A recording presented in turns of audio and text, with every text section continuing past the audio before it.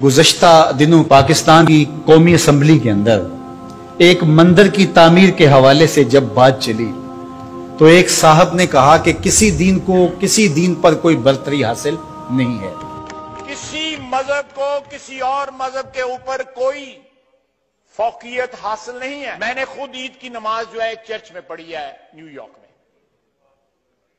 9th Avenue, कि मैं मगरब में एक गिरजा घर में नमाज पढ़ी है और उन्होंने मुझे इजाजत दी है। वो तो चर्च फरोख्त कर देते हैं, तो आप मस्जिद फरोख्त कर देंगे? वो अपना दीन तरक कर चुके हैं, वो तो उनकी ख्वाहिशात का मजबूआ है, तहरीफ राह पा चुकी है और उन्होंने उन ख्वाहिशात के नतीजे में जो मिल बैठ के फैसला कर ले उसमें वो अपनी इबादतगाह को बेच देते हैं। तो क्या हम अपनी इबादतगाह को बेच सकते हैं?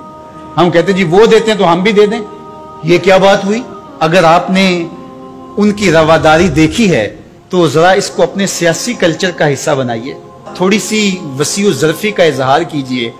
मुस्लिम लीग के दफ्तर जो हैं वो तहरीक इंसाफ के लिए खोल दीजिए कि आप यहां इजलास कर सकते हैं, और तहरीक इंसाफ से कहिएगा कि वो पीपल्स पार्टी के लिए, उनको कहिएगा कि आप नून लीग के लिए अपने दफ्तर खोल दीजिए। वहदत दियान तो बाद में होगी, वहदत सियासत तो होले पहले।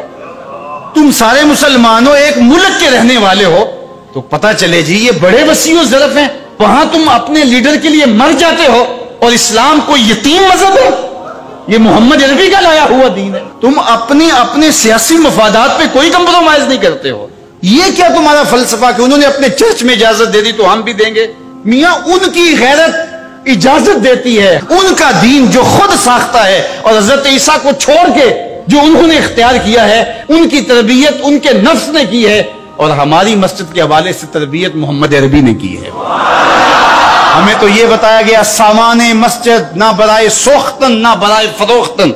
मस्जिद तो मस्जिद रही, मस्जिद के अंदर जो टूटी हुई चटाई है आप उसको भी नहीं बेच